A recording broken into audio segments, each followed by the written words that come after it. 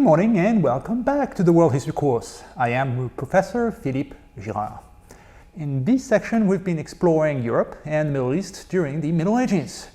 Among other things, I explained that the downfall of the western part of the Roman Empire led to a period of chaos known as the Lower Middle Ages or the Dark Ages. During that period, from roughly 500 to 1000 AD, lawlessness prevailed, the economy contracted, and the population shrank. Hence the term Dark Ages, in Western Europe at least. I also noted that the Byzantines and the Arab empires, they were far more advanced at the time. Well, today we're going to pick up the story from here and cover what came next in Western Europe, a period of revival known as the High Middle Ages that lasted from roughly 1000 AD to 1300 AD. Our main focus will be on northern France because I'm French, that's why. I can't come up with an explanation. Let's start with politics. As you may remember from the lecture on the Dark Ages, when Rome fell, the Roman province of Gaul, France today, that was taken over by a Germanic tribe, the Franks, who established their own kingdom, and that's why it's called France today. That Frankish kingdom was first ruled by the Merovingian dynasty, the one of King Clovis, then the Carolingian dynasty, the one of Emperor Charlemagne, and in both cases, those dynasties did not enforce primogeniture, i.e. all the sons of a deceased king could claim a share of the kingdom, which led to endless civil wars and dynastic disputes. The next French dynasty, the Capetians, took over in 987. Various branches of that family would rule France until the era of the French Revolution, 800 years later. So clearly they got something right if they lasted so long. Well, what made the Capetian dynasty so enduring is that, well, one, they were generally able to produce a male heir for the next generation. And two, they were the French dynasty, the first one, to enforce primogeniture. The eldest son got everything. And that might not seem fair, but this way the kingdom would not be split anytime a king died. And the kingdom of France wasn't that big in 987. Early Capetian kings, they only controlled Paris and its immediate vicinity, the Île-de-France. The French king, he might wear a crown, but he was not especially powerful. When I covered the Vikings, I told you how the Duke of Normandy, William, who was officially the inferior of the King of France, the Duke, he controlled a much richer province than his king, Normandy, and eventually all of England as well. But bit by bit, by keeping their inheritance together, those Capetian kings were able to expand the royal kingdom, either through war or by marrying well-endowed ladies. I mean, that's in terms of their dowry, of course. And then after that, after a few centuries, those kings of France would control all of what is France today. Beyond primogeniture, the other innovation of the Capetian era was feudalism. And when we use the term feudal today, it has a negative connotation. It means old-fashioned, antiquated, barbaric. But feudalism was something more specific back then. It was a political system that brought a modicum of stability to Europe around 1000, and so it's worth studying in some detail. So here was the initial problem for French kings like the Capetians. They had valid claims to various territories in France, but they struggled to defend those lands because those kings lacked the funds to finance a standing army on a permanent basis. Meanwhile, there were a lot of young men with military training who were all too willing to fight and stir trouble everywhere. Well, the feudal system solved that conundrum in a brilliantly simple way. Kings simply co-opted all of those young troublemakers and hired them as their underlings. So the French kings, who were known as the lords in the feudal system, would enter into a contract with a military person, who was known as the vassal, whereby the lord would grant his vassal a piece of land, which was called a fief in Old French, in exchange for military service. Something like that. Here's 10,000 acres of land. In exchange, you owe me 29s for 1 month of campaigning each year. Sign on the dotted line. And that was a genius idea. This way the king could use what he had plenty of, and that was land, to get what he really needed, and that was soldiers to defend that land. Note that this piece of land was not permanent. Technically, the fief, the land that still belonged to the king, was simply loaned it to his vassal in exchange for ongoing military services year by year. So the fief, the land, that could be taken back if the vassal did not perform as expected. In practice, though, these contracts usually lasted for the entirety of the life of a vassal and even beyond. It was pretty common for a lord to hire the son of the vassal after the vassal passed away, though the lord expected a payment for that privilege, which is the ancestor of the inheritance tax today. Obviously, that system only worked if both sides held to their part of the bargain. If a vassal used the income from the fief to raise an army to fight against his lord, then the whole system broke down. So the contract between lord and vassal was sealed in a formal ceremony known as homage. The vassal, he would publicly pledge his loyalty to his lord, he would pay homage, which is where we get that expression, and preferably would do so by swearing on a Bible or holy relics, all that in front of a priest. To recant, which is to break your oath, that was a grave sin in the Middle Ages because that meant lying to God himself. So a vassal like, say, the Duke of Normandy, he could then parcel out his own lands, his fief, further to lesser counts and earls, using the same feudal contract system, and those lesser vassals could do the same in turn all the way down to the local petty lord. So the feudal system was like a pyramid of interlocking relationships. That was in no way egalitarian because, well, democracy in France was still 800 years away, but at least that kept some amount of order because if everyone did as expected, the vassal had lands to exploit and then the lord had loyal knights to defend him. So that diminished the likelihood of a war. Think of Confucianism in China, which we studied in the previous section. Confucius, he also lived in troubled times, and his solution was also to create a strict hierarchy where everybody knew their place and where honor and loyalty were key. There could be an issue, though, when a vassal pledged his loyalty to various lords to get multiple plots of land, and then those lords went to war with each other. On which side was the vassal supposed to fight then? Well, some lords fixed that issue by insisting on a kind of super homage known as liege homage that superseded all competing claims. So when you're saying to your friend, my liege, in an ironic way, you're actually referring to the feudal system of yore. And you're saying that your loyalty to your friend is more important than your loyalty to any other friend. Remember that. If you're interested in learning more about the feudal system, I recommend reading the book Feudal Society by a personal hero of mine, the French historian Marc Bloch. It's an old book, but it's really insightful. So feudalism consisted in contracts between lords and vassals, land against military service. But there was also a second category of contracts that was done more at the local level between the petty lords and their peasants. And here was the conundrum in their case. The petty lord, he needed income to finance his knights because steel armor and war steeds, they were very expensive.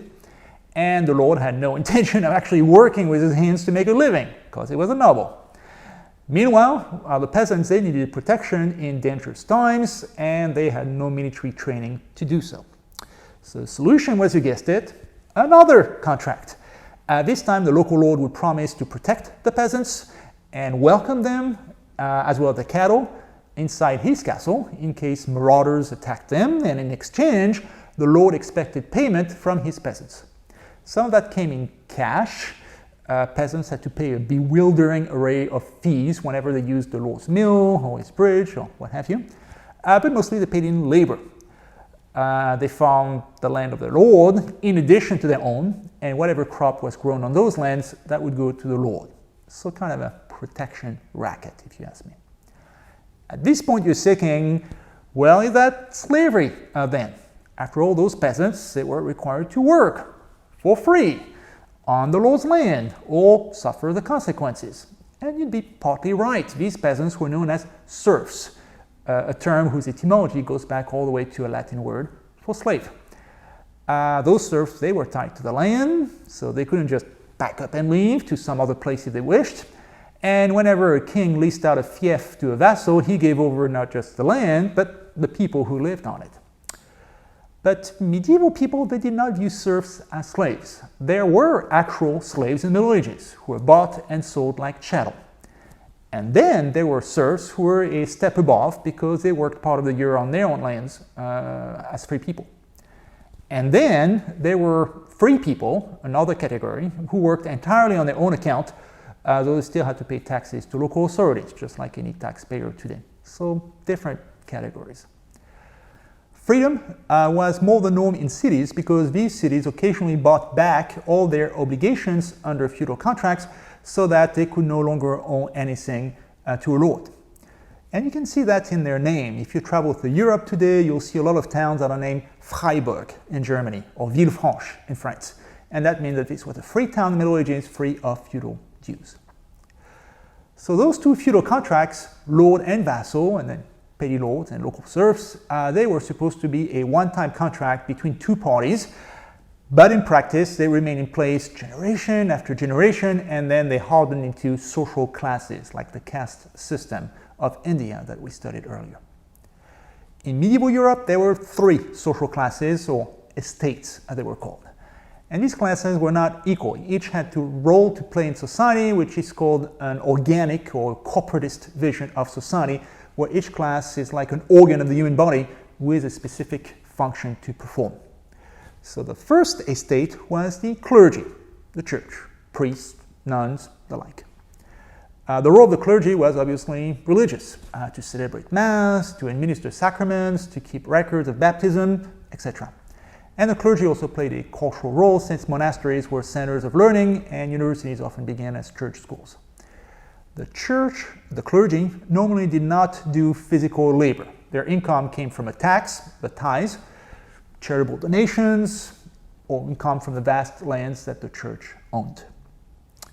The second estate was the nobility, and these would be the kings, the dukes, the knights, etc. Their role was to fight and to govern. So how did you become a noble, you might ask? Well, by birth. You were a noble because your mom and your dad were nobles. Which begs the question, well, how did one's ancestors become nobles in the first place? I mean, there must have been someone at some point in history who first told others, I'm a noble and I'm better than you are, all of you, and others were stupid enough to agree, and every descendant was a noble after that. And there's a great bit on this in the Monty Python movie Holy Grail, where a peasant woman questions what's so special about King Arthur that he should be king and not her. Actually, let's watch that for a sec. I order you to be quiet! Order, who does he think he is? I'm your king. Well, I didn't vote for you. You don't vote for kings. Well, how'd you become king then? The Lady of the Lake, her arm clad in the purest shimmering samite, held aloft Excalibur from the bosom of the water, signifying by divine providence that I, Arthur, was to carry Excalibur.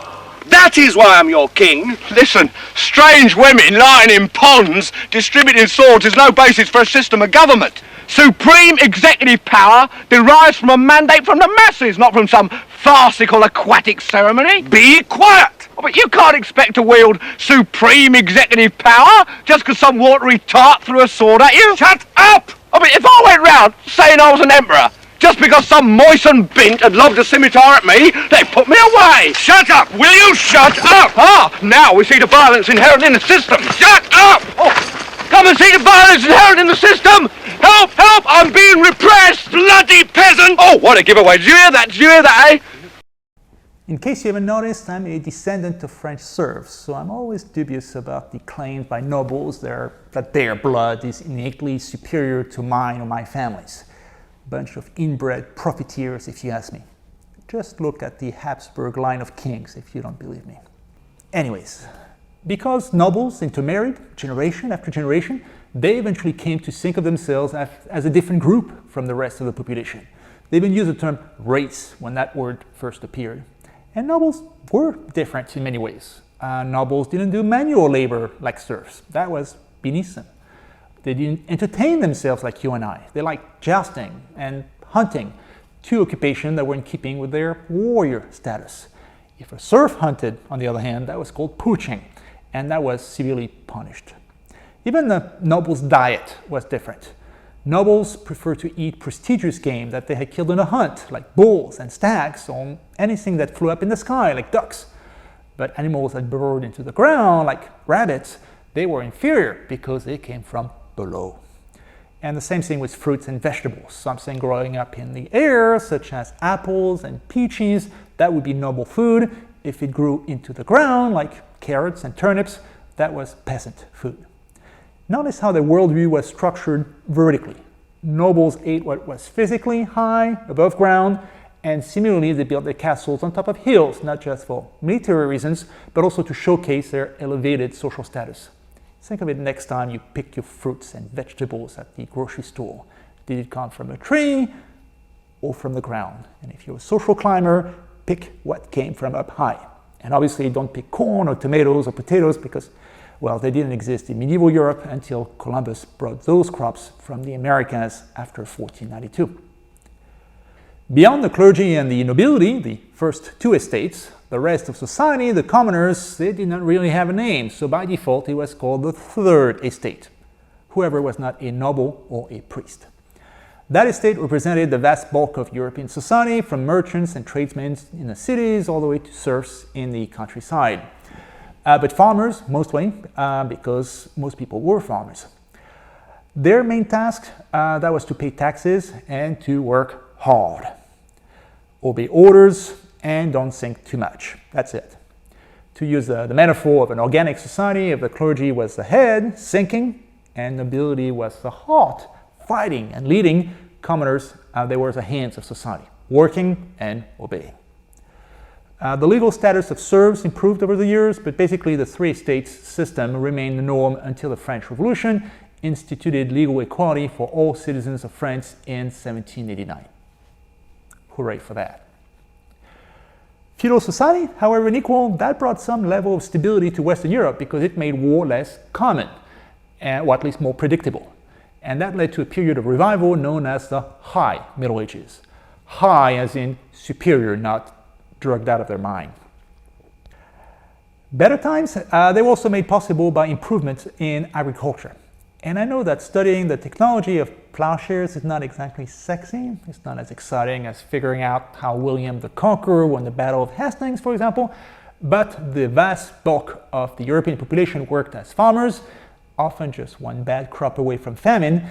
So even small improvements in farming techniques made a huge difference for the people. And there were some notable improvements in the High Middle Ages. The first pertained to the horse harness. Horses had been used before that, of course, but the harness that wasn't used before was more like a collar. So whenever a horse pulled hard on a plow, it would push on its windpipe and strangle it. So people had to use horses at a fraction of their true pulling capacity. And things changed when a new horse harness was devised that pushed on the horse's chest, not the neck, and that finally allowed those horses to use their full strength when pulling a carriage or a plow, which is why a standard unit of energy for vehicles today that is called a horsepower. And by the way, new horse harnesses that also impacted the field of warfare.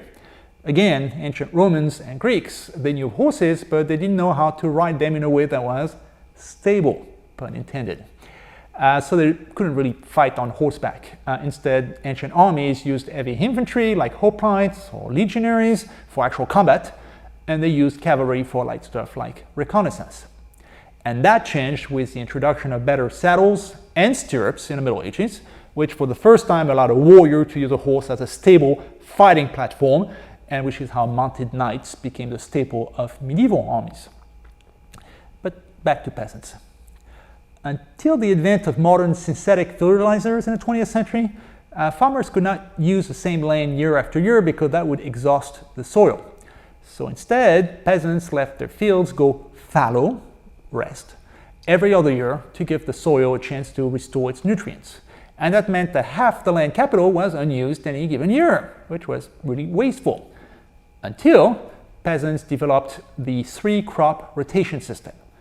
One year, they would plant a crop like wheat or barley.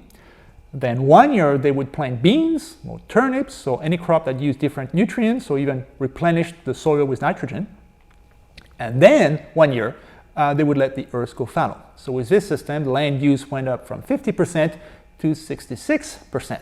And that may not sound like much, but it could be the difference between life and death when crop yields were so low.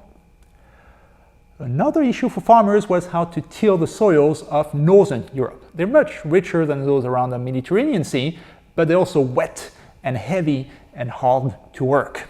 So the light wooden plow of ancient times that could only scratch the surface of northern fields.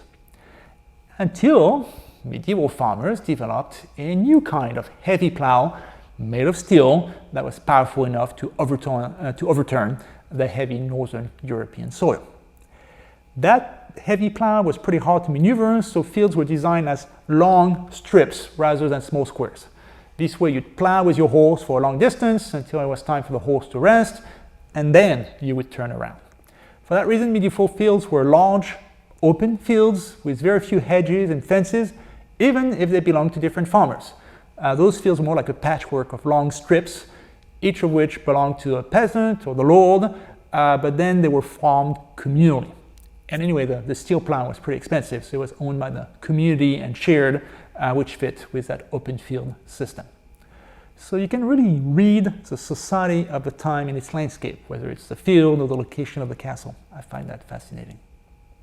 Again, none of that is very sexy, but improvements in agriculture that led to a population boom, which gave Europe the resources to finance overseas expeditions like the Crusades, for example, and we'll get to that when we cap off the section. A growing population that also meant that more people were able to do things beyond farming, such as arts and culture. The wars against Muslims during the Crusades actually helped in that regard because Muslims had access to Greek classics like Aristotle through their contact with the Byzantines. So people like Averroes, a Muslim scholar in Spain, reintroduced Aristotle into Europe, where Aristotle became the major authority on every topic during the High Middle Ages. Obviously, Aristotle was a pagan author. He lived in Greece long before Christ. So he tried to find truth by using human logic, not divine revelation. So that created a bit of a quandary for medieval scholars. Who should they trust? The Bible, which was based on faith and blind acceptance of the divine message, or Aristotle, who used scientific observation of the secular world around him? And that question was at the heart of medieval scholarship, which often consisted of a dialectic, a dialogue between two opposing viewpoints, one based on faith, the Bible, and one on reason, Aristotle, before trying to find a synthesis of the two. A master of that technique was St. Thomas Aquinas, who attempted in his massive Summa Theologica to reconcile the Bible and Aristotle, to prove that what was taught by God was also in keeping with what was taught by science. In a way, that debate is still ongoing. If you're a devout Christian who's ever wondered how come Genesis tells me that the world was created in 6 days by God, and then Darwin proved otherwise, well, if you're trying to reconcile faith and reason when it comes to evolution, you're walking in the footsteps of Thomas Aquinas.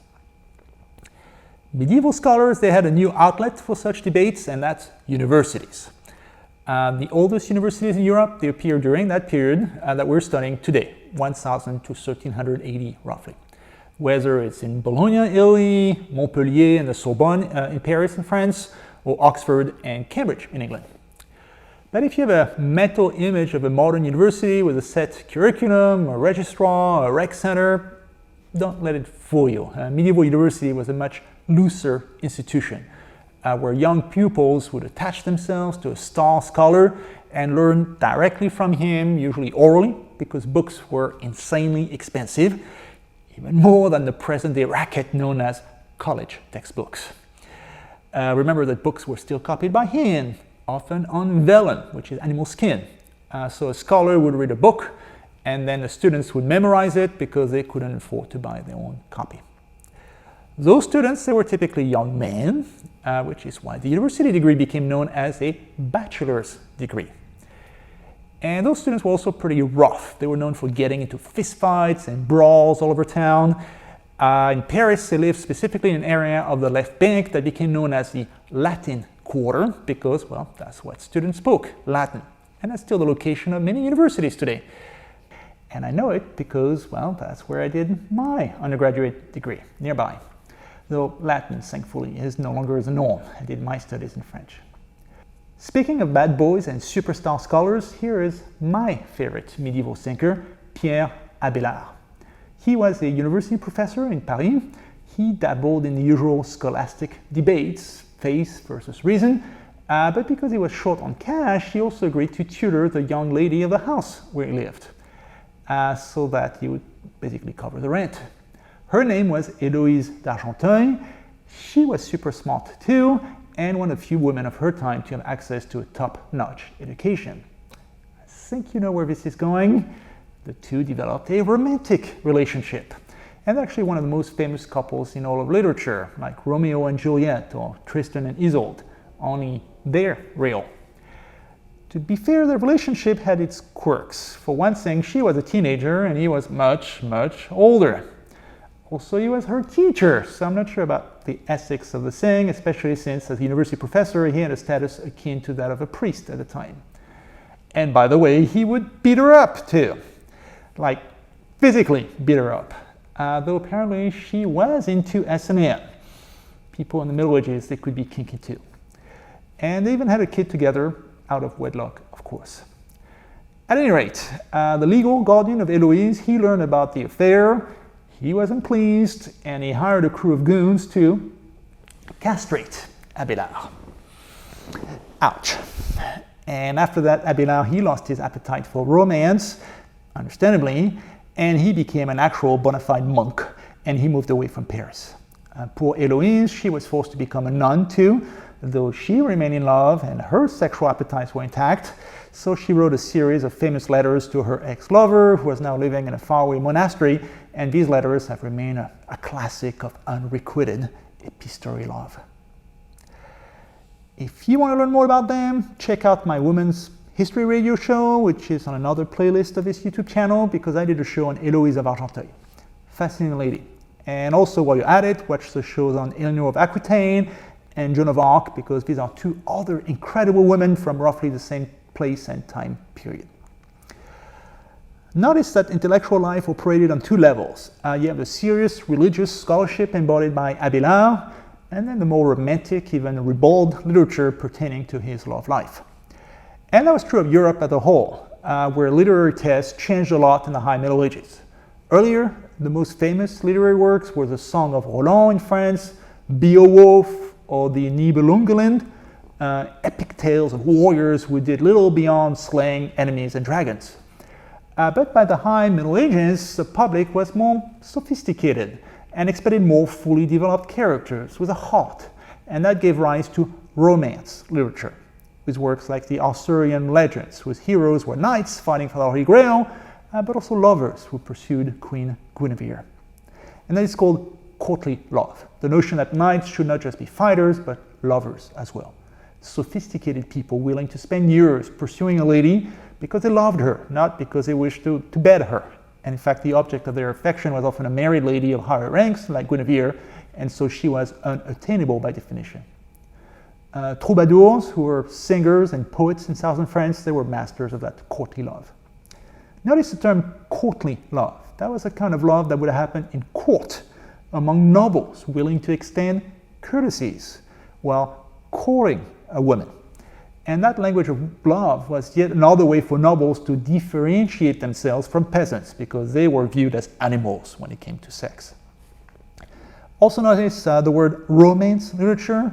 Romance meant that it was written in a Latin-based language, like French, but the term eventually gave us romantic, because that literature often dealt with love.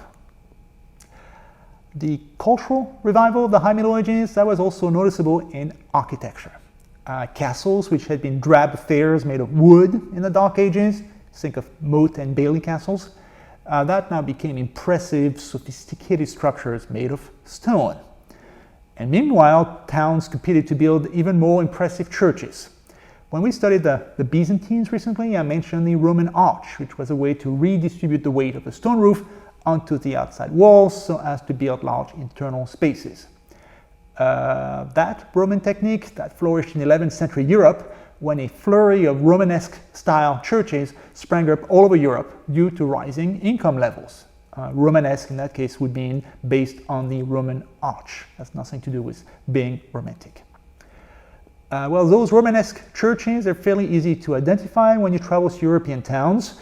I'll give you one illustration, and that would be the Abbaye aux Dames, a convent built in Caen by William the Conqueror.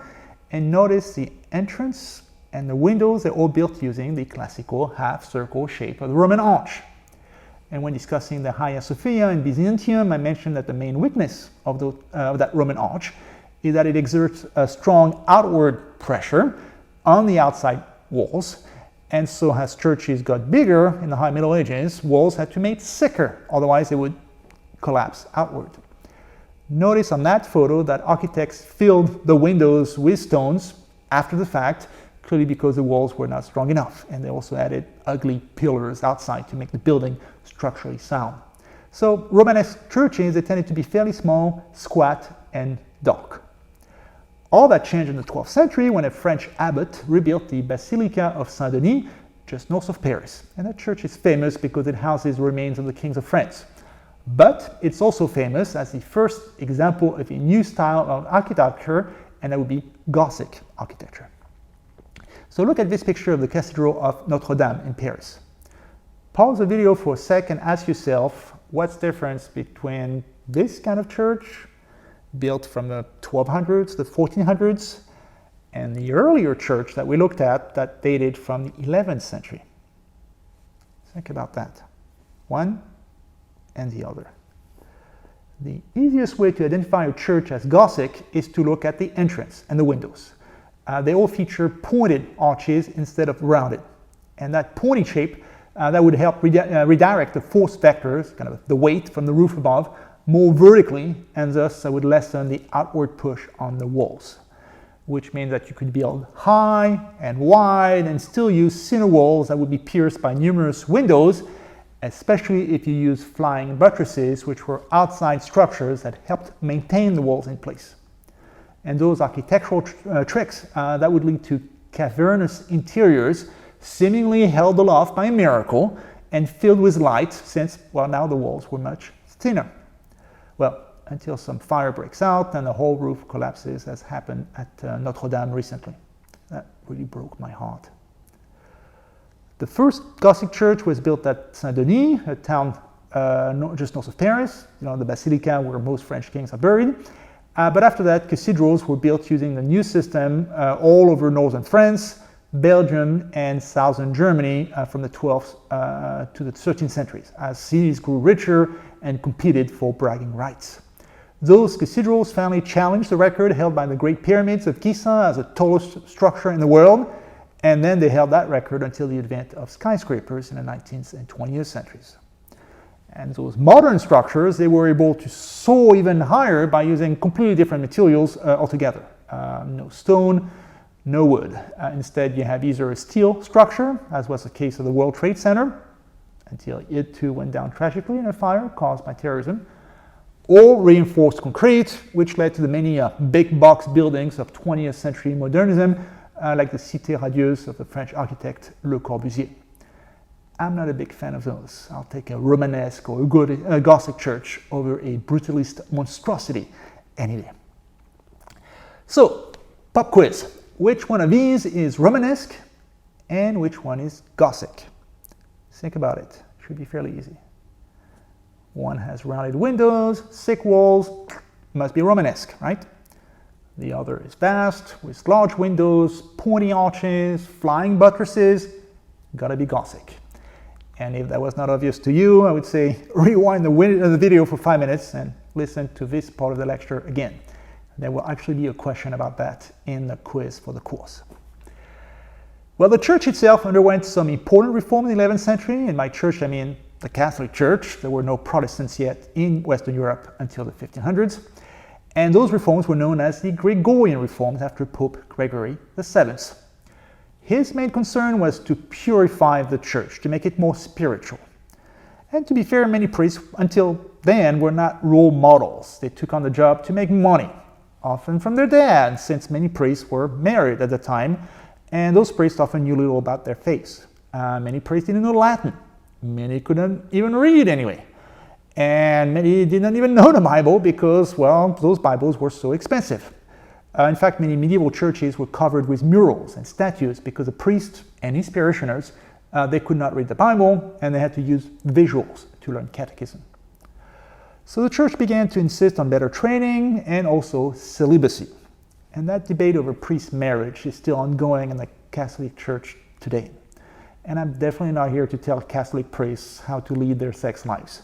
But it is interesting to note that celibacy only became the norm a full millennium after the time of Jesus. Like so many other things with religion, it's a historical development, not a scriptural requirement. So with increased revenue and prestige, the church could then go on to refashion all of society itself. A key goal of the church was to limit warfare, which remained endemic in Europe despite the feudal system. So the popes began to insist on rules for warfare. This was known as a peace of God or the truce of God. Truce, T-R-U-C-E, like a ceasefire. Essentially, the truce of God was the ancestor of the modern Geneva Convention, the notion that even war should abide by some rules. So what kind of rules are we talking about? Well, as with the modern Geneva Conventions, killing enemy combatants would be okay, but not civilians. Some weapons would be off limits too. The crossbow, that was considered too powerful because it could kill a man at a distance, so the popes thought that it should not be used, against Christians at least. It was okay with infidels. Popes also asked that war stop on important holidays like Christmas or Easter, or even every Sunday, which should be a day of rest and prayer, and Friday too, since Jesus died on that day and it was a time of mourning, not killing. And during Lent too, and important saint holidays, and on until knights complained that there was never a good day to fight according to the church, which was the whole point. Knights typically decided to fight on anyway, so the church eventually developed a clever idea. If young men were going to fight no matter what, they should fight for a good cause. Think of courtly love. Knights should not be brutes, they should be idealists. And specifically, the popes thought that the knights should fight abroad against non-Christians. That would be the Crusades, which we'll cover in the next lecture. Well, seems like a great time to stop, so let's just recap what we learned today. First, the High Middle Ages saw the development of a new social system, feudalism, based on a network of individual contracts that gave everyone a spot in society and led to greater social stability. Second, improvements in agriculture led to a population boom in the 11th century, right? And third, as Europe got richer, it could afford to shift its focus from sheer survival to culture, universities, architecture, and eventually the Crusades.